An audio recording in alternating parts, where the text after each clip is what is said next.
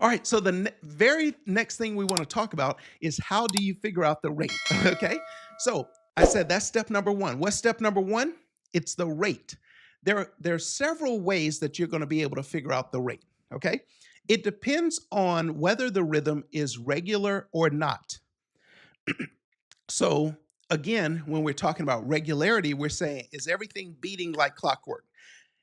Is the distance from one R to the next R, the two mountaintops, the two peaks, are they the same distance apart in every cardiac cycle, in every heartbeat? So if it's regular, we could use one way. If it's irregular, we'll have to use a different way. Now, assuming the rhythm is regular, the way that I want you to do is what's called the 300 method. So another way, remember, there's more than two methods. I'm only talking about two, though. These are the ones that you're going to use the most. One is what's called the 300 method. The other is what's called the 6-second method. Okay.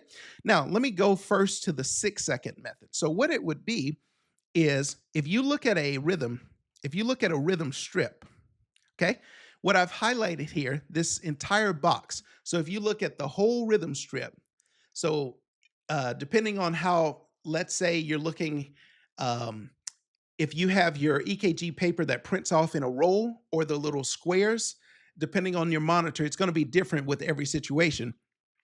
But there's a certain amount of time that's considered 6 seconds. And the way you tell this, earlier, I think this was probably on day 1 or day 2, when we were talking about the EKG paper, I said you have these little 3-second marks here. So the distance from one mark to the next mark is 3 seconds. So this would be 3 seconds.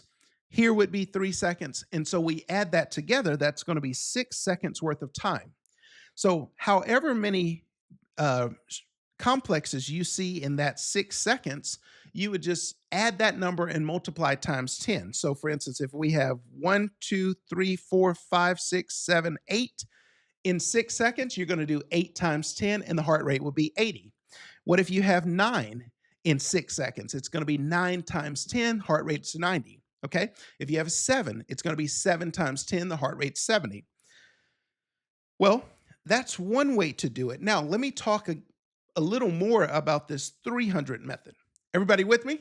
So the 300 method it's something that I have done my entire career, and it's probably the method that I use the most. And let me tell you why I do that, especially for rhythms that look regular. And the reason is, just like you have a 6-second strip, okay, we could take, for instance, from this mark to this mark, that represents 3 seconds worth of time.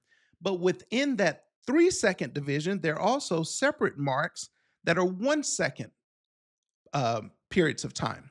So for instance, this is 1, this is 2, this is 3, and then you'd have 4, 5, and 6. So sometimes it's confusing to figure out, okay, like you have to make sure that you're looking at the right interval to know, is this a 1 second piece of information? Is this a 3-second piece of information or a 6-second information? Obviously, depending on how many seconds worth of time you're looking at, that's going to change what you multiply by. So for instance, let's say you're only looking at 3 seconds worth of time, you would have to do 3 times 20 to get 60 seconds. So however many beats are in 3 seconds, you would multiply that times 20. But however many beats are in 6 seconds, you'd multiply that times 10. So there's just too much variability there. That's why I like to use the 300 method. Now, what is that? The 300 method is where you're going to look at, for instance, you're going to look at big boxes and you're going to find, for instance, one R wave and the next R wave. Now, you don't count the first one, but you say how many big boxes are from this R wave to the next R wave, not including the first one, okay? Or like, for instance, what I'm saying is if one complex falls on an R wave, which that's what we're going to look for. We're going to try to find one that actually lines up on I'm sorry, I said that wrong. We're going to find an R wave or a complex that aligns with a solid line, one of those solid vertical lines. That just makes it a little easier for us. And we don't count. So for instance, let's say we have one, let's just draw this in. Let's say one R wave is directly on a solid line. We don't count that one, but we start with the next one, and then we say how many big boxes are to the next R wave. So for instance, in this case, I don't include the first one that aligns with the solid line, but I count the next ones, and I say there would be 1, 2, 3, 4, 5, 6, 7 big boxes until the next R wave.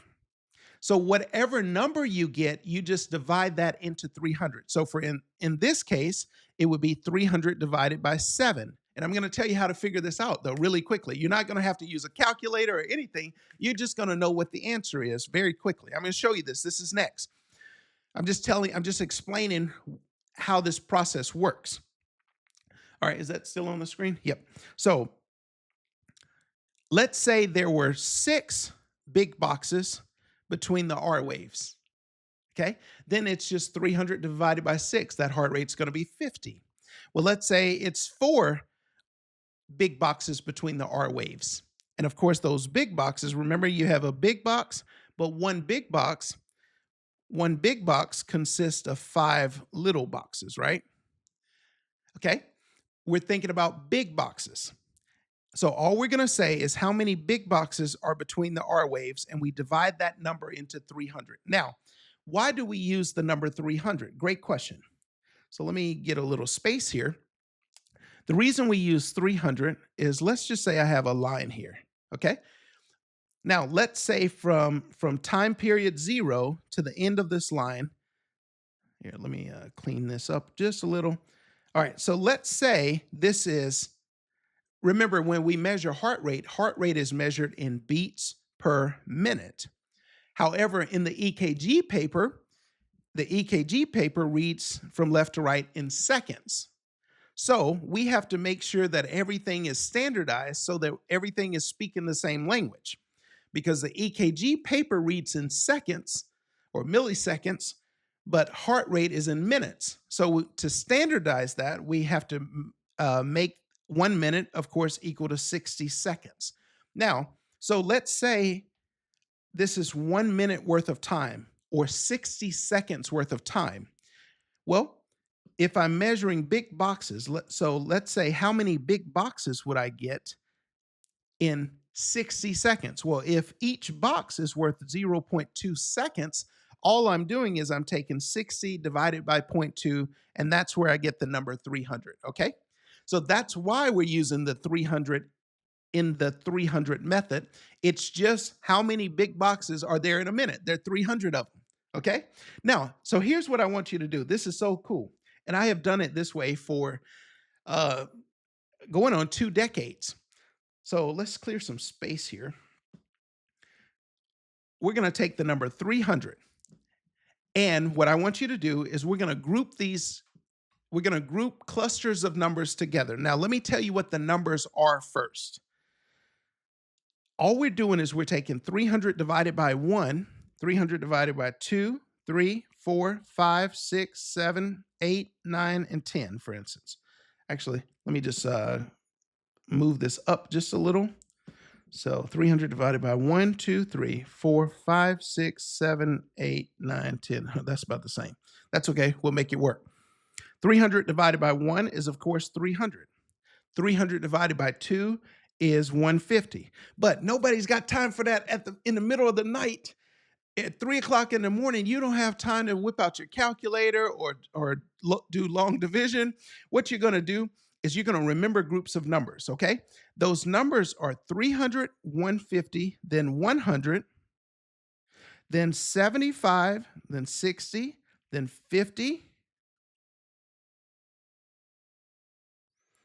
Okay, so, but this is the way I want you to say it. I don't want you to say it as 300, 150, 100, 75, 60, 50. That's just lame. So what we're going to do instead is it's 300, 150, 100, then 75, 60, 50. What? 300, 150, 100, then 75, 60, 50. Your turn. 300, 150, 100, then 75, 60, 50. Okay, now watch this.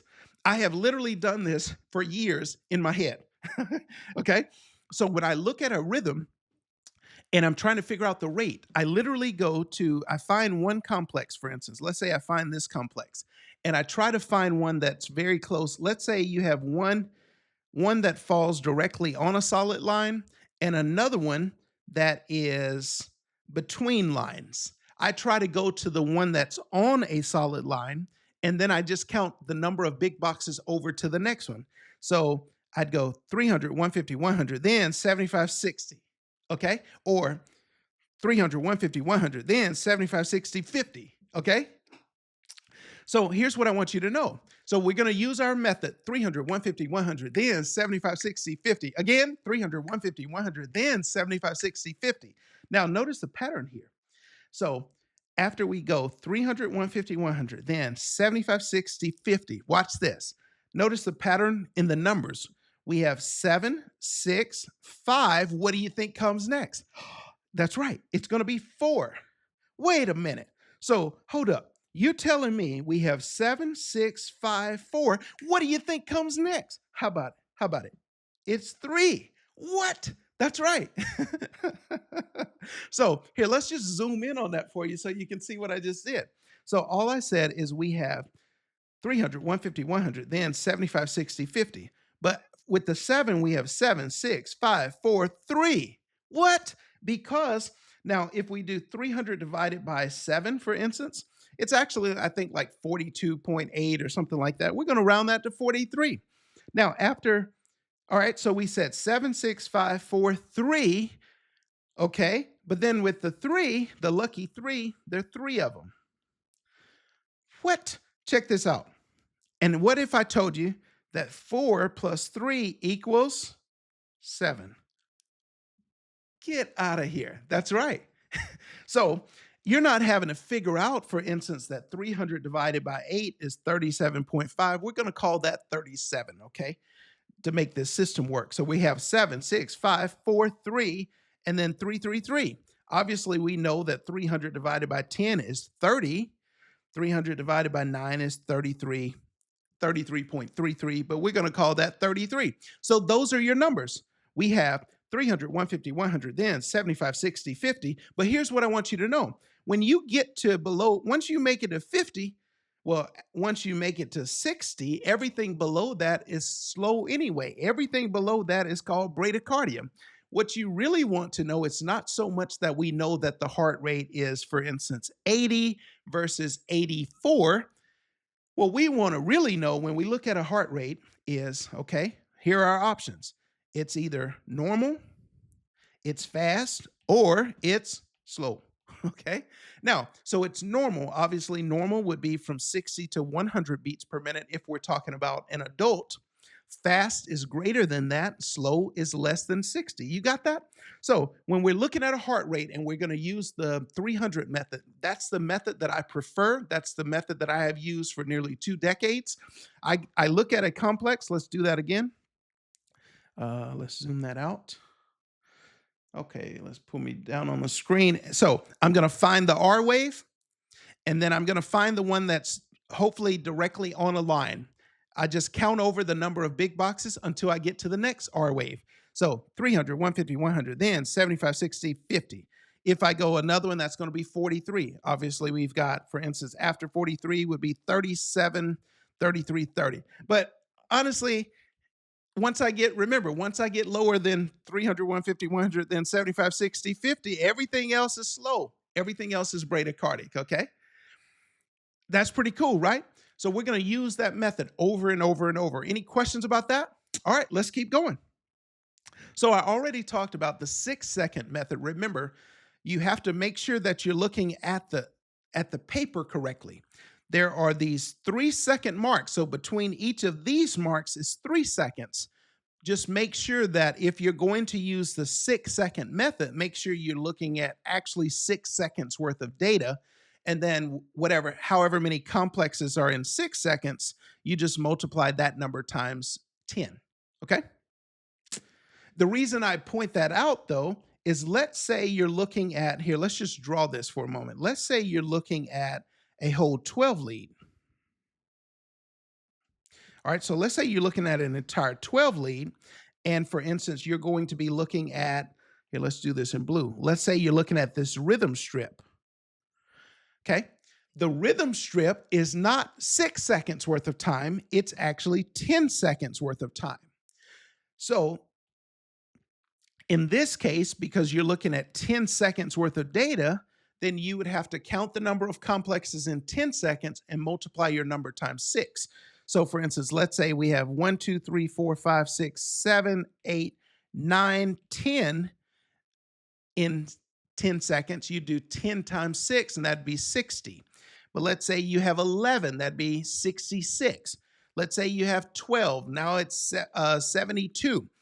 But remember how I said, sometimes you're looking at data that, okay, like for instance, each one of these little boxes, or when I don't want to say little boxes to confuse you, but each one of these leads of the 12 lead is only 2.5 seconds worth of time, okay? So this is 2.5 seconds. This is 10 seconds worth of time. This is 6 seconds worth of time, right? That's what I said about all that variability. That's why I like to use the 300 method, because I'm not having to figure out, wait a minute, do I multiply times 6? Do I multiply times 10? Do I multiply times 20? I like to use the 300 method because I don't have to guess. I just go 300, 150, 100, then 75, 60, 50. What? 300, 150, 100, then 75, 60, 50. You got it. All right, now, enough of that. All right, so let's clear some space.